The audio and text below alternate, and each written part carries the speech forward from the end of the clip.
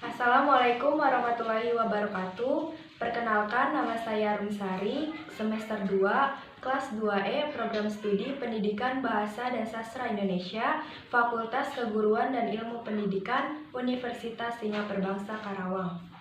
Video ini saya buat untuk memenuhi salah satu tugas mata kuliah Apresiasi Prosa Fiksi Indonesia. Di sini saya akan mengapresiasi salah satu novel karya Terelie yang berjudul Tentang Kamu. Identitas buku yaitu judul buku Tentang Kamu, penulis Terelie, penerbit Republika, tahun terbit cetakan pertama 2016, tebal buku 524 halaman. Untuk sinopsisnya sendiri, yaitu novel ini bercerita tentang seorang pengacara muda yang bernama Zaman Zulkarnain yang berasal dari Pulau Jawa, Indonesia. Setelah menyelesaikan kuliahnya di London, Zaman bekerja di salah satu firma hukum London, Thomson & Co. Zaman mendapat tugas untuk mencari ahli waris seorang perempuan yang bernama Sri Ningsih, perempuan yang berasal dari Pulau Bungin, Sumbawa, Indonesia.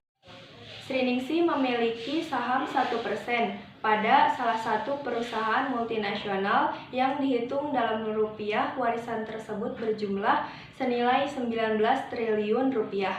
Namun, Zaman memiliki kendala, yakni tentang informasi mengenai Sri Ningsih yang sangat terbatas, sehingga mengharuskan Zaman untuk menelusuri kehidupan Sri Ningsih.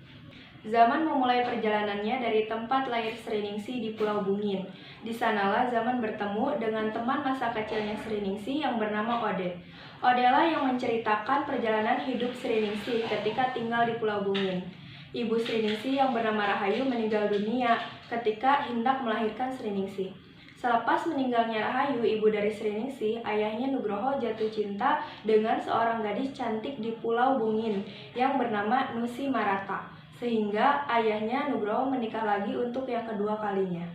Pada waktu itu, Nugroho pergi untuk mengantarkan barang dengan beberapa anak buahnya. Selang beberapa hari setelah keberangkatan Nugroho mengantarkan barang, salah seorang datang ke Pulau Bungin dan membawa kabar bahwasanya kapal Nugroho di lautan tidak sanggup untuk menghadapi ombak yang besar.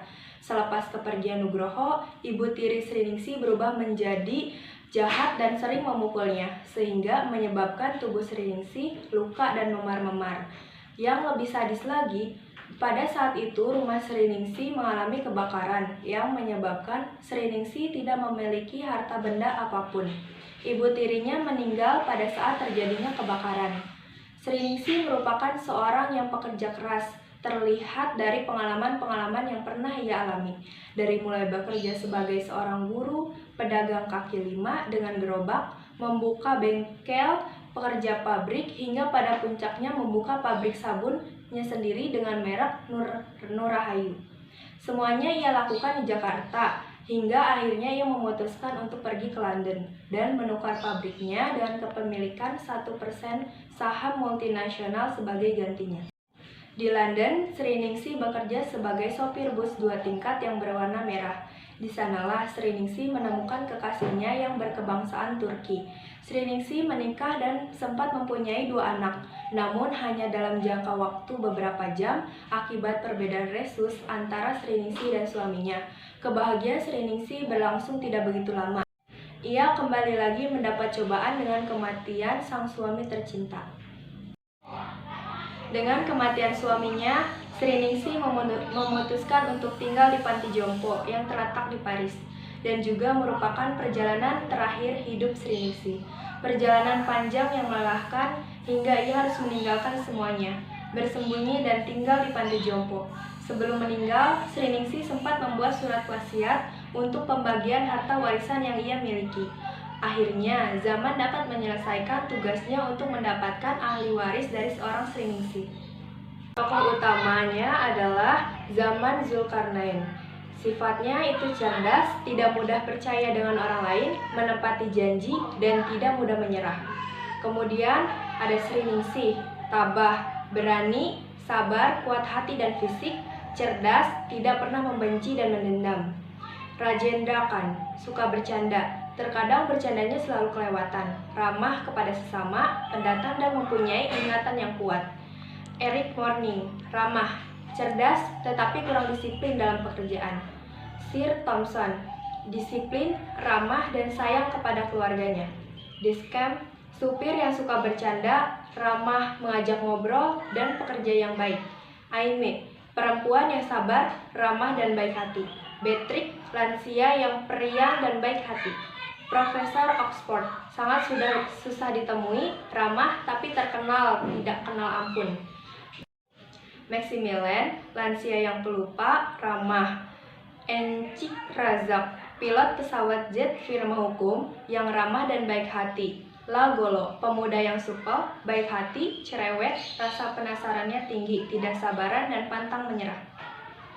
Patua atau Ode, ramah, baik hati, penurut, berani, sabar, dan pekerja keras. Nugroho, ayah yang sabar, tabah, baik, pekerja keras, dan penyayang. Rahayu, ibu yang baik hati, ramah, sabar, dan tabah menjalani cobaan. Kepala kampung dan istrinya, baik hati, bijaksana, suka menolong, dan ramah. Nusi Marata, wanita yang dulunya sebelum Nugroho meninggal baik, penyayang, dan ramah, tetapi setelah Nugroho meninggal, Nusi Marata menjadi jahat, kasar, penyuruh, dan pemalas. Tilamuta, adik tiri Sriningsih yang penakut, penurut tetapi sangat sayang dengan kakaknya.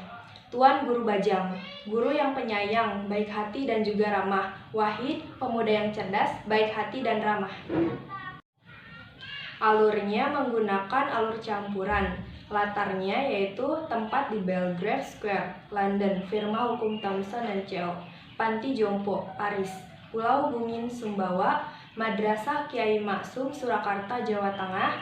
Pasar Tanah Abang, Jakarta. Pasar Senen, Jakarta. Restoran India milik keluarga Rajendra Khan. Bus tingkat merah dengan rute nomor 16, firma hukum A dan Z Law. Waktu, dari pagi hingga malam. Suasananya mengharukan, menyenangkan, dan menyedihkan. Menggunakan sudut pandang orang ketiga yaitu serba tahu. Bahasa yang digunakan logis dan cukup mudah dipahami. Amanat yang dapat diambil yaitu jadilah pribadi yang menyenangkan dan pribadi yang selalu berbakti kepada orang tua, serta kerja keras, karena dengan bekerja keras adalah kunci dari kesuksesan, dan selalu memaafkan adalah tanda kebeningan sebuah hati. Temanya yaitu perjuangan hidup dari masa yang kelam ke masa yang cerah. Nilai moralnya yaitu nilai moral dimunculkan oleh Terelie melalui tokoh Sriningsih yang memotivasi sebagai seorang wanita yang memiliki kepribadian tegar, kuat, dan mudah memaafkan. Sriningsih mampu mengajarkan kepada para pembaca jika hidup lebih bermakna jika dilalui dengan hati yang baik. Nilai sosial. Nilai sosial juga Terelie sampaikan dalam penggambaran sikap tokoh yang ramah dan mudah bersosialisasi. Sriningsih mempererat hubungan antara sesama di Panti Jompo. Hal ini terlihat ketika Sriningsih telah meninggal, terasa suasana di Panti Jompo menjadi sepi. Terelie juga menggambarkan kehidupan gotong royong di madrasah. Kehidupan bersahaja selalu Terelie sampaikan dengan harmonis. Kelebihan dari buku ini yaitu pilihan kata dan susunannya membuat pembaca hanyut dalam alur cerita. Banyak amanat-amanat yang tersirat dan tersurat dalam novel ini. Kekurangan dari buku ini yaitu pandangan pembaca pertama ketika melihat sinopsis dengan setelah membaca isinya akan sangat berbeda. Di tengah novel ceritanya agak membuat pembaca merasa bosan karena alurnya yang terlalu berbelit-belit. Selanjutnya, apakah saya akan merekomendasikan buku ini? Jawabannya iya, saya akan merekomendasikan buku ini kepada siapapun karena novel ini cocok untuk remaja, dewasa, maupun lansia. Segitu saja, cukup sekian apresiasi buku dari saya. Semoga bermanfaat. Apabila ada kata-kata yang kurang berkenan atau salah, mohon dibukakan pintu maaf yang sebesar-besarnya. Terima kasih. Sekian. Wassalamualaikum warahmatullahi wabarakatuh.